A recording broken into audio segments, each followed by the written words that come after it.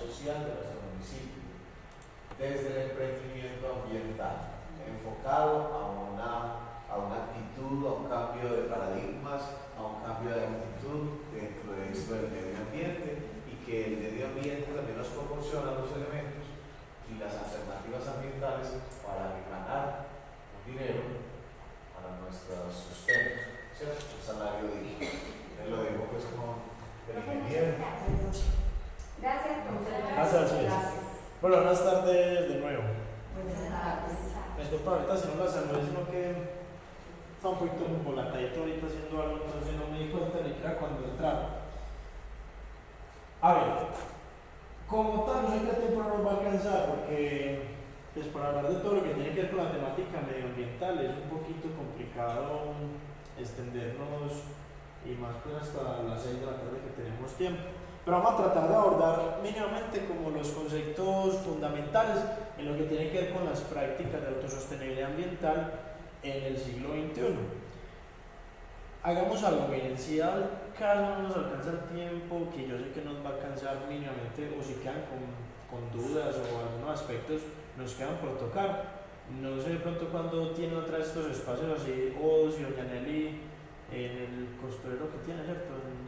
En lo que tiene pues ella en el grupo, y si algunos pertenecen pues a lo que hace ella, lo podemos completar en los espacios a partir de la otra semana, porque yo sé que el tiempo nos va a alcanzar y es corto, pero bueno, independiente del tiempo, lo importante es que ya estén acá y que vamos a hacer algo como bien didáctico, listo, y bien práctico para que entendamos.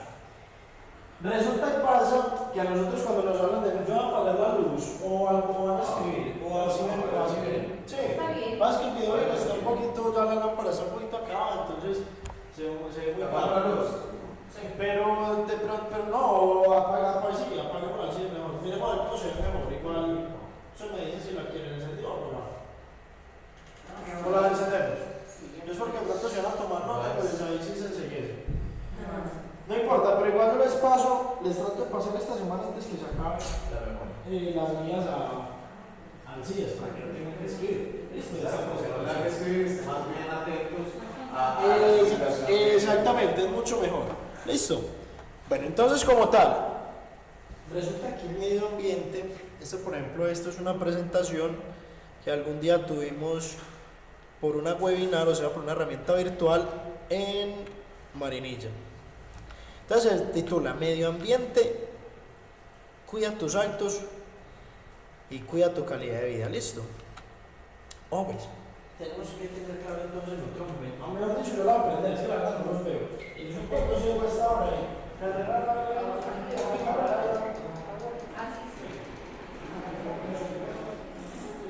Pero así se alcanza a visualizar también, ¿no?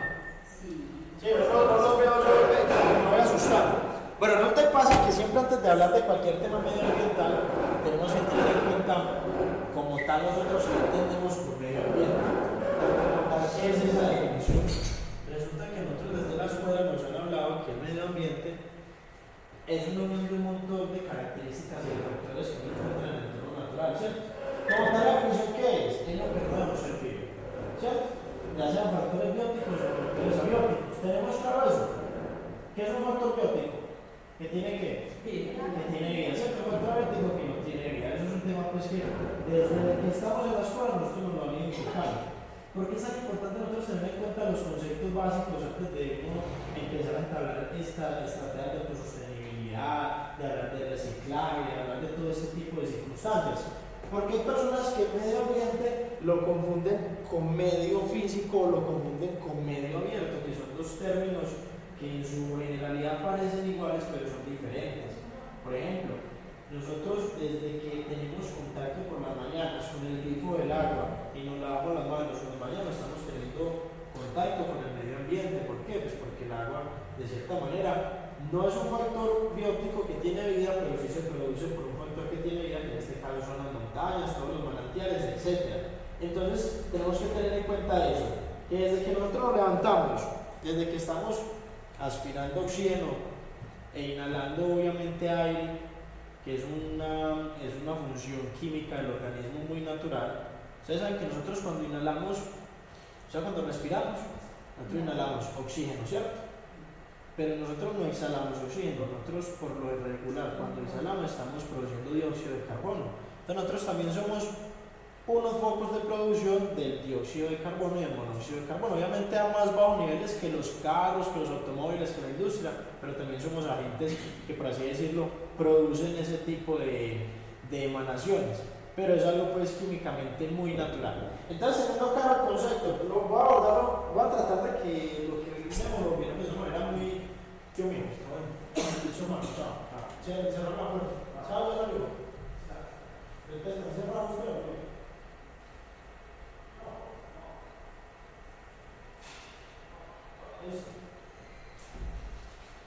Vamos a tratar de abordar los temas bien exactos, pero para que no nos soltemos mucho. Lo que pasa es que esto por lo menos es una charla de 2 horas, 3 horas, que lo hacemos pues como manera más práctica, pero dado pues las circunstancias, la idea es que les quede algo, ¿listo? Día Mundial de la Celebración del Medio Ambiente en 28 países por lo menos del mundo. 5 de julio. Me voy a decir muchas fechas y está el día de la preservación ambiental, está el día del planeta, está el día es el mismo día de la Tierra. Entonces, por lo general en estas fechas se suele de pronto confundir, pero como tal el día del medio ambiente es el 5 de junio, que se celebra más de 28 países a nivel mundial. Nosotros por lo general acá en esta iniciativa Proyecto Vida Digital hemos hecho muchas veces diferentes actividades en torno al Día Mundial del Medio Ambiente y va muy de la mano con este tipo de charlas, con este tipo de capacitaciones que finalmente ustedes son los encargados de difundir, porque nada sirve que ustedes pues reciban cierta formación en lo que tiene que ver con todo esto de estrategias de sostenibilidad ambiental y no lo multipliquen.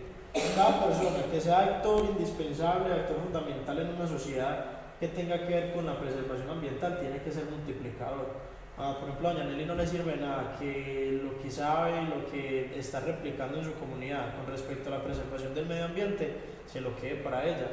Es muy indispensable que ustedes desde sus casas lo multipliquen a sus nietos, a sus hijos, a su familia, a sus amigos. Ustedes no tienen que tener un nivel muy elevado de conocimiento para divulgar este tipo de información, porque finalmente ustedes simplemente con decirle a alguien cómo se está viendo afectado el medio ambiente o cómo es el proceso de transformación de un residuo sólido, una vez está dentro de la caneca de basura, ya con esa persona usted puede hacer un trabajo muy importante y es de socializarle cuál es ese proceso, qué se debería hacer, pero obviamente ustedes son los que primero deben tener en cuenta eso, ¿listo? Como yo no conozco muy bien el proceso que han hecho con Ribaseo y en qué los han capacitado ciertamente, estas charlas muy fundamentales en la problemática social, en un entorno global, o sea, visto desde diferentes aspectos que no solamente marcan la vida suya, sino que marcan la vida de una sociedad en general. Entonces es algo muy importante que pocas veces se toca en una temática o en una charla de medio ambiente, porque casi siempre que nosotros hablamos de medio ambiente lo relacionamos con reciclar y con la separación de residuos, que saben que son dos cosas muy diferentes, ¿cierto?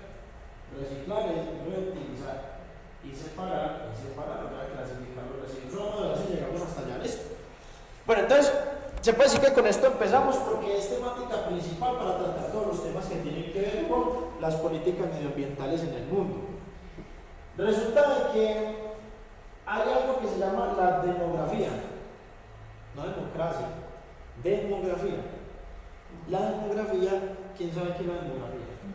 Bueno, ella la tiene abajo, pero ¿quién sabe qué es la... no está la definición, pero ¿quién cree que es la demografía? Demografía.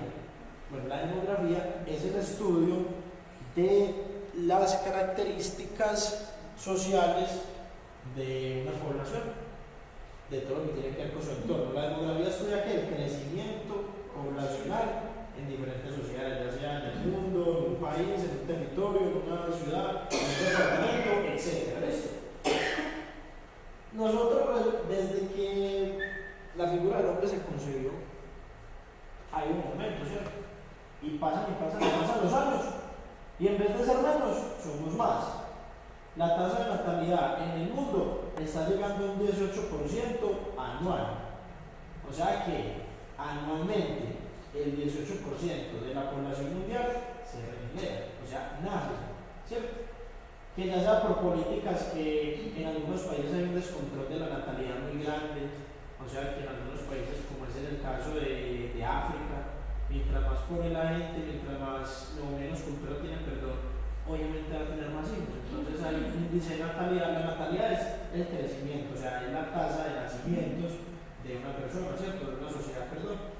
Entonces, por ejemplo, en África que tiene una tasa de natalidad casi del 30% anual, en comparación con su cifra de habitantes, es muy difícil que en África haya una conciencia ambiental. ¿Por qué? Porque mientras más personas existan en un entorno, mayor va a ser el índice de contaminación. Y podemos hacer el ejercicio acá en este momento si quieren. Si yo, por ejemplo, les diera a ustedes un trozo de papel y una servilleta sucia, y les digo, bueno, esa servilleta no me la van a botar, sino que usted la van a tirar al suelo, ¿cierto? Entonces podemos comparar que lo que producimos 9 personas que vemos acá, pues va a ser relativamente inferior a lo que podrían producir 50 personas con la misma servilleta botándola al suelo. Obviamente va a crecer. Entonces ya va a gran escala, no es lo mismo la cantidad de residuos. Pues residuos no es lo mismo que basura. Una cosa es la basura y otra cosa son los residuos. La basura es lo que es inservible, lo que no tiene un proceso terciario de transformación. Pero los residuos no son basura, es otro concepto que ustedes deben cambiar para que obviamente podamos mejorar esas condiciones de vida. No es lo mismo entonces, por ejemplo, ahorita tenemos una tableta que les voy a mostrar, pero no es lo mismo que los 125.000 habitantes en promedio que somos en Río Negro en este momento estemos produciendo alrededor de 200 toneladas cúbicas al mes en nuestro municipio, a lo que podría reducir la mitad de la población. Obviamente, mientras menos gente haya, pues menor va a ser la cantidad de residuos que se generen. Entonces entra algo que se llama la curva G, y esto es proveniente de la explosión demográfica en los últimos 200 años. Estoy hablando ya de algo a nivel mundial. Por allá en el año, más o menos, tienen acá a la derecha, tienen el año, ¿cierto? Tienen pues una cifra aproximada. Pero por allá en el año 1830, estamos hablando de hace más de un siglo, casi 2 siglos, resulta de que la tasa en miles de habitantes era muy bajita. O sea, casi no había gente, ¿cierto? Y hace años, digamos que no era tanta la problemática ambiental. Pero fue creciendo, hasta más o menos nosotros estamos por acá, que nos estamos ubicando. Ojo, estos son miles de millones de habitantes. La cifra exacta, o bueno, exacta no, porque esto todos los días aumenta, pero en promedio en el mundo existimos 7.170.838.000 habitantes. Es una cifra tan grande que en decimales son 8 ceros. Ya sería casi una cifra en billones. En billones hablando, somos más o menos 9 billones de habitantes en el planeta Tierra. Es una cifra muy grande. Acá tenemos, me vuelvo a la tablita, esa explosión demográfica. Y miramos que estamos ubicados entre 2009 y 2020. Más o menos al año 2046, que nos faltan 30 años para llegar allá, esa cifra va a subir en otros 2 billones de habitantes en nuestro planeta. O sea que ya no vamos a hacer la cantidad que estamos hoy en día, que está casi que sobresaturado, todo lo que tiene que ver con la parte de fauna y flora, sino que la población se va casi que no a duplicar, pero se va a aumentar un 25%. O sea, dentro de 30 años, ustedes en Río Negro no mirarán a 125.000 personas o a 40.000 personas exactas que pueden habitar la cabecera, sino que muy probablemente mirarán el triple de gente que hay acá en el municipio. Si hoy en día nosotros vamos por el parque de Río Negro y un sábado decimos que no hay por dónde caminar, de pronto si ustedes son de acá de Río Negro todas, hace unos 10 años no era así, hace 10 años esa explosión demográfica no era tan grande. Hoy en día miramos que todo el mundo se está viniendo para Río Negro, ya sea por desplazamiento forzoso, por desplazamiento no forzoso, o sea por buscar oportunidades de empleo, trabajo, en fin. Entonces es algo que el medio ambiente va muy de la mano con eso, con la cantidad de personas que habitan en un territorio.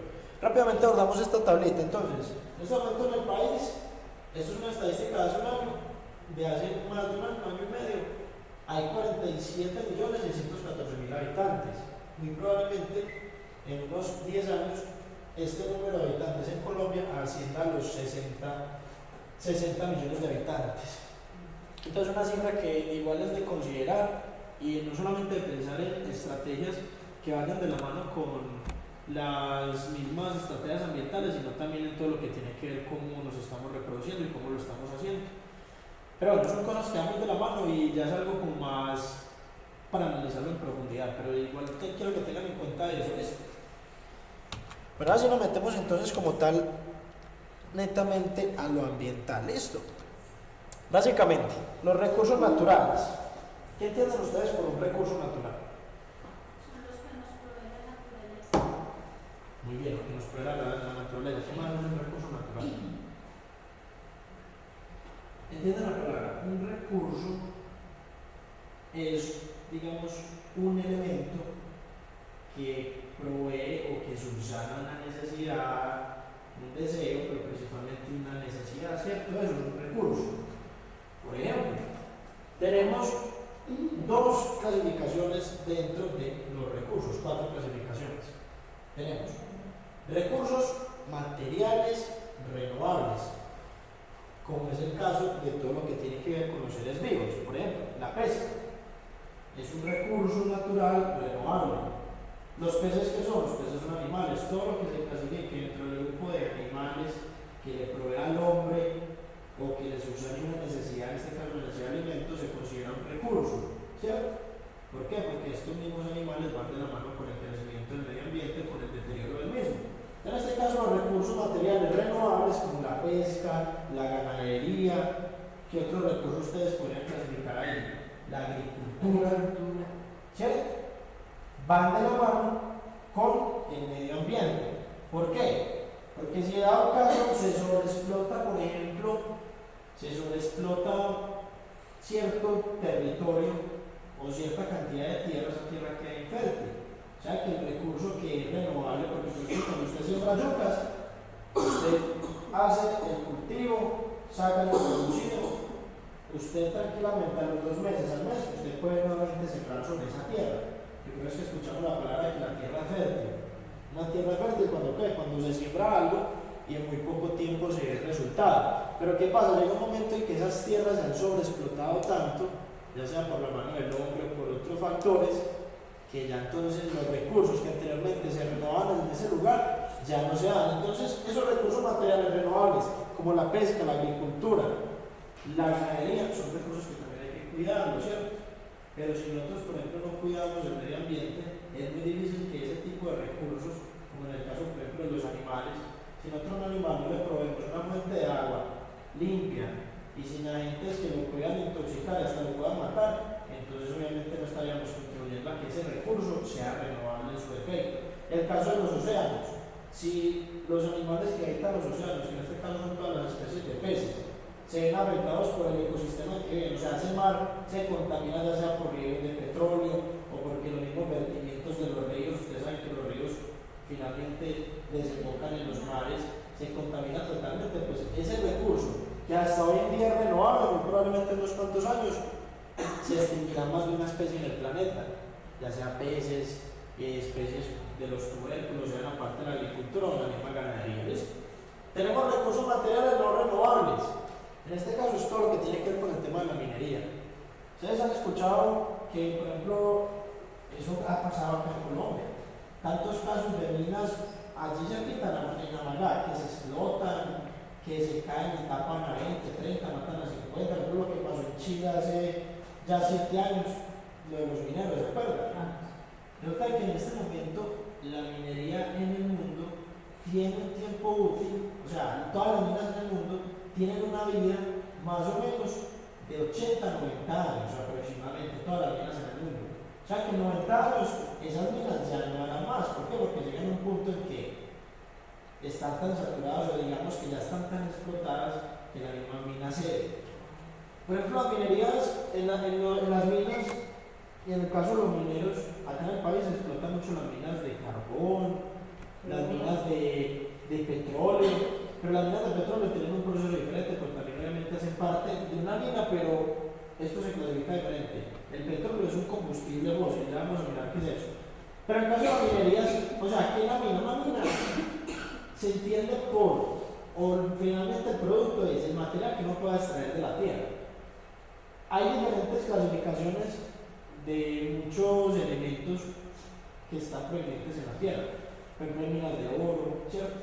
Hay minas de sal, hay minas de diamantes, de esmeralda, ¿cierto? Hay un montón de minas. Para no sacar ese producto uno tiene que hacerse en la montaña, ¿cierto? No quiere decir de que uno le dio 3 golpecitos a una montaña y sacó oro.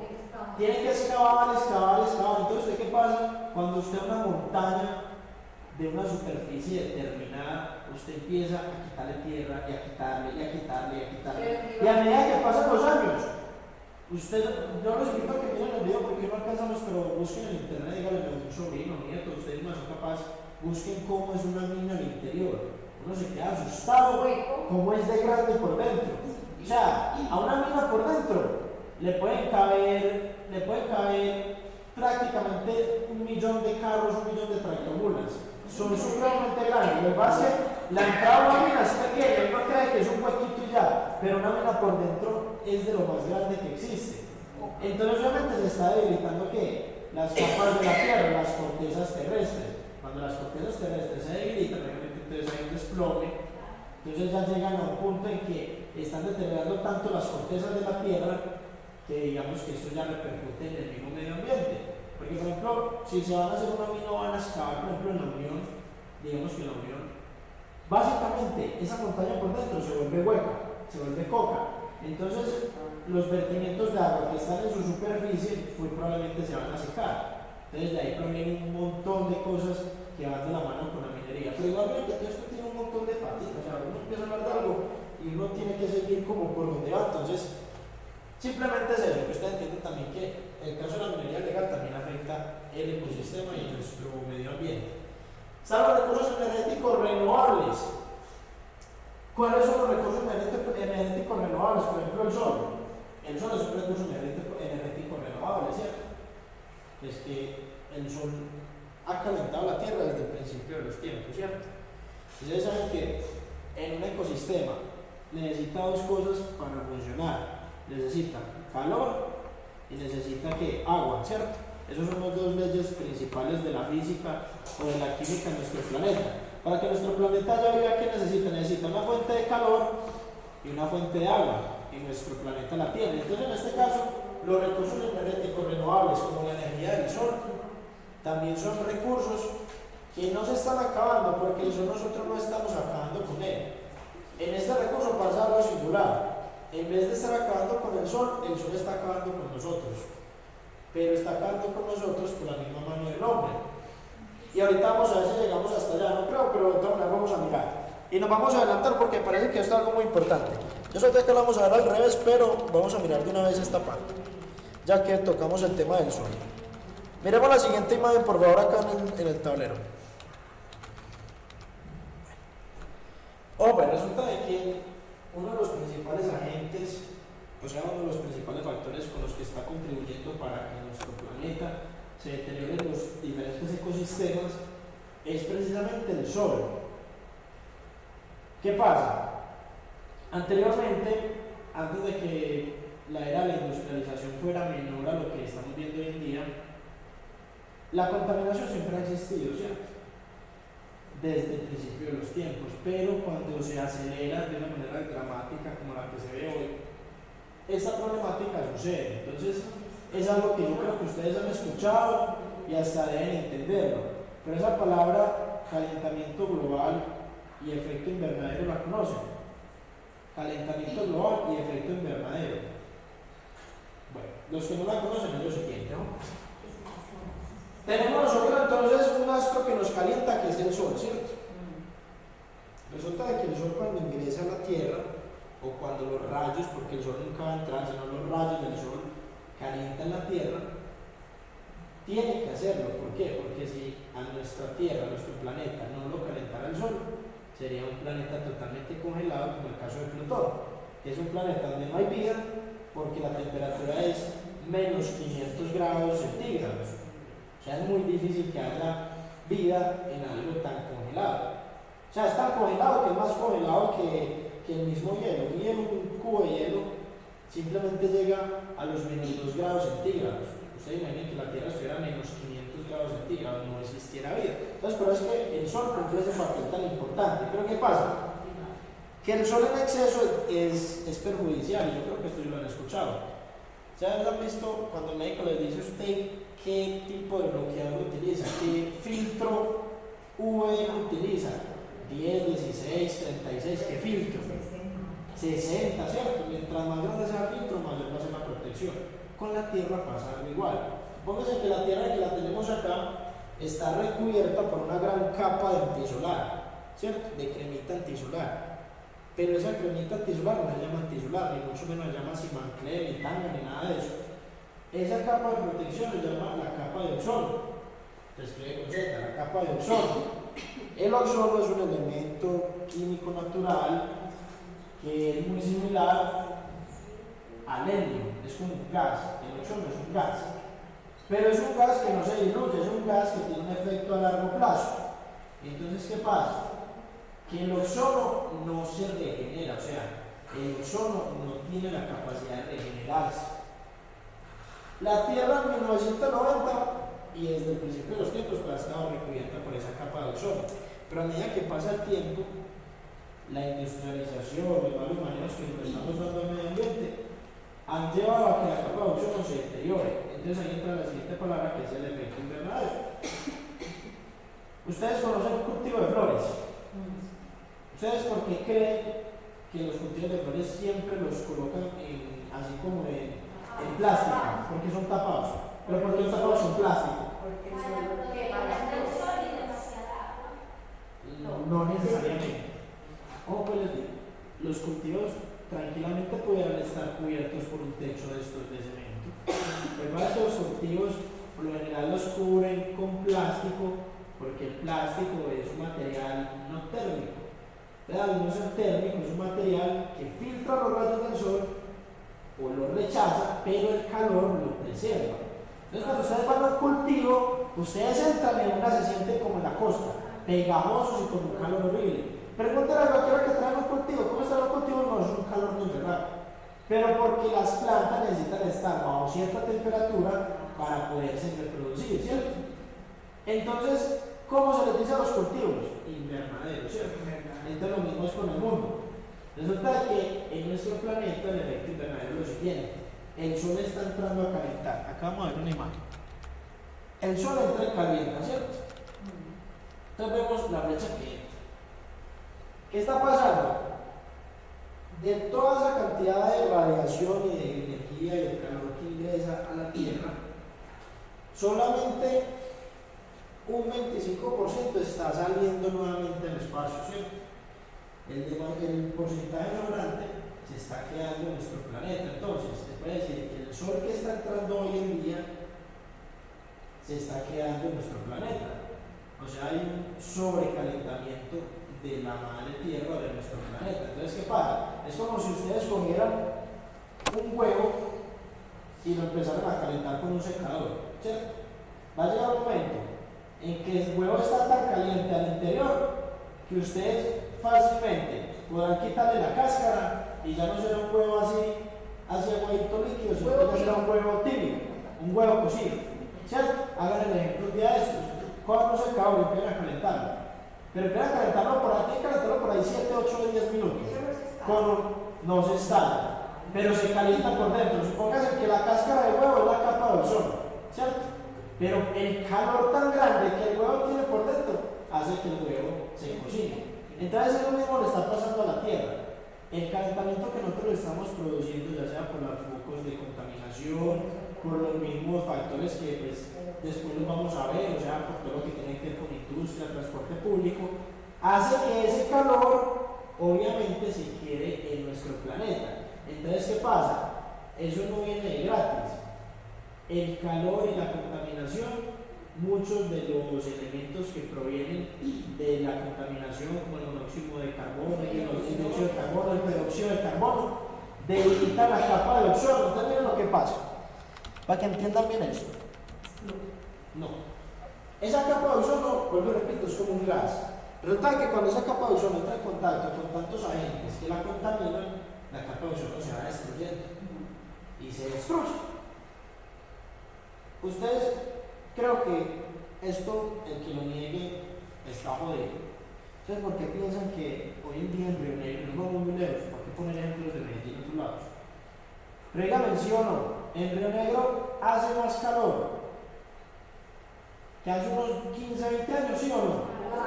Sí, no creo que tanto, que hace unos 5 años. La verdad, hoy en día uno va a las 3 de la tarde caminando por el barrio, por acá, y el calor es tan grande que uno siente como si estuviera en la costa, sí.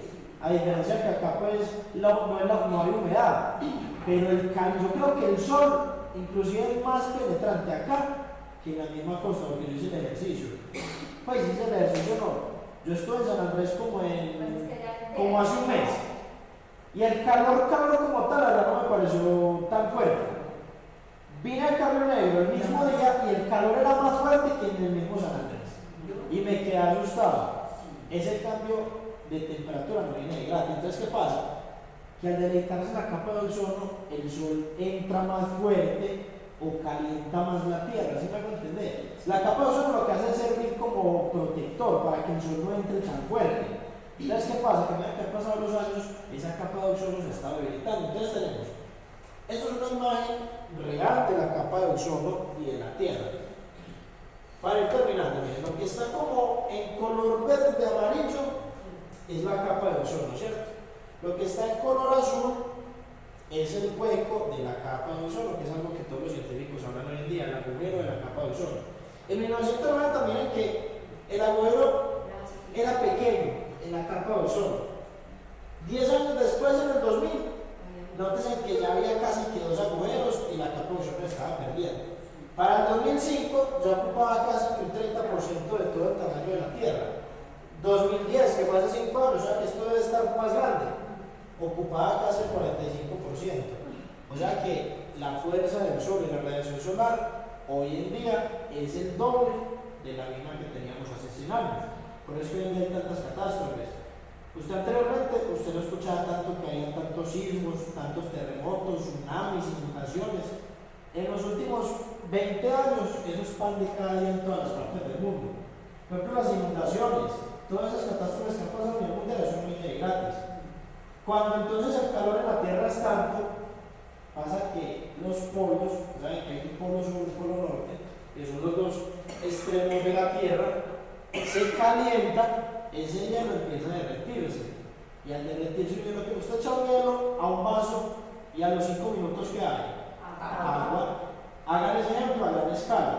Si los polos se derriten, obviamente va a haber más agua en la Tierra. Entonces, esas playas a las cuales nos gusten tanto y fue otra cosa que también pueden comprobar. Yo nosotros no había ido por allá hace 7, 8 años, tal vez más. Ya hace poco que volví, la verdad la playa de San Andrés está fea, para mí está horrible. Porque no hay playa. Hoy en día en San Andrés no hay playa. O sea, aquí en la playa es que usted puede entrar, se descansa, la arena y el mar. Hoy en día San Andrés está casi que comido 8 o 10 metros por el mar. Muy probablemente todas esas regiones pacíficas en 20 años ya no podemos ir. Es muy probable que esas islas desaparezcan en unos 50 años. ¿Por qué? Porque la cantidad de agua se va comiendo. Entonces va a llegar un punto en que no van a existir polos y nosotros casi que vamos a llegar al principio de la creación. La misma agua va a inundar, por lo menos las regiones costeras. Entonces es algo que debemos preocuparnos. ¿Pero por qué se derriten los polos? Por el mismo calentamiento global. Entonces lo que yo quiero que ustedes entiendan del efecto invernadero y el calentamiento global son dos problemáticas que se pueden o no, eso no tiene reversa. El calentamiento global no hay nada que hacer, ya la capa de ozono la destruimos, ya no se puede regenerar. Lo que podemos hacer es parar el deterioro y lo que podemos hacer es contribuir a que ese efecto invernadero no se siga, digamos que no se siga manifestando, no se siga ampliando. Pero según las condiciones de vida que nosotros en este momento estamos viviendo y todos estos factores, es muy poco probable que disminuya y más bien antes aumente.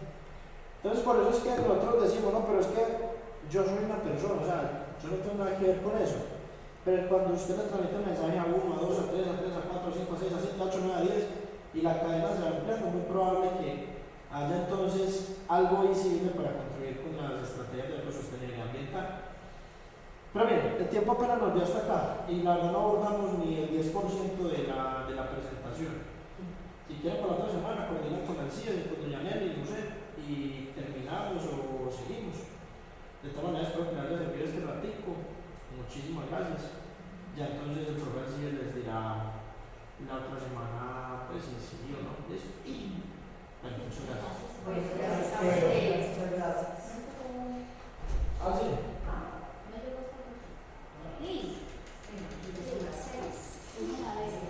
Ah, sí, pero no, ya con Liz. De doña Tere, no, de doña. Esto quiere decir es que tenemos que reciclar. Claro, eso es lo que estamos Eso es lo que haciendo. quiere decir. Hay que reciclar. Y enseñar. Enseñar. Decir que hay que enseñarle a la gente, a los vecinos de uno, a los familiares, que reciclen. Siempre va, pero hay muchas cosas que sirven, ¿no? Son Por ejemplo, las todo. librerías, por no regalarle a la gente pobre, dejan la parte de dinero. Las botas, María. Sí, es verdad. ¿Y cuánta gente entra a pedir alguna cosita? Y es en los restaurantes fijos, hay zonas por decir algo, una baja de plata, no sé, de la baja, media sirve porque le sirve medio plato. Sí, es verdad. Hay muchas cosas que pueden servir. Buenas tardes. Buenas tardes. ¿Cómo les va a todas? Muy bien, gracias. Un poquito larga la jornada de hoy, ¿cierto? Sí. Bueno, como yo sé que están cansadas, como yo sé que seguramente ya tienen ganas de irse para la casa y esperando que no nos vaya a comer el agua a ninguno, para que no nos vayamos a comer ninguna enfermedad. Entonces, lo que venía hablando Julián sobre todo esto de la parte sostenible del medio ambiente, lo vamos a complementar con muchas otras cositas que sirven al curso pues, que se desarrolló este año, este semestre a través de la parte del reciclaje, la parte del manejo de los residuos que para otras personas es basura y para nosotros es una riqueza. Entonces vamos a terminar ya como el último módulo la próxima semana, ya el próximo lunes. De todas formas,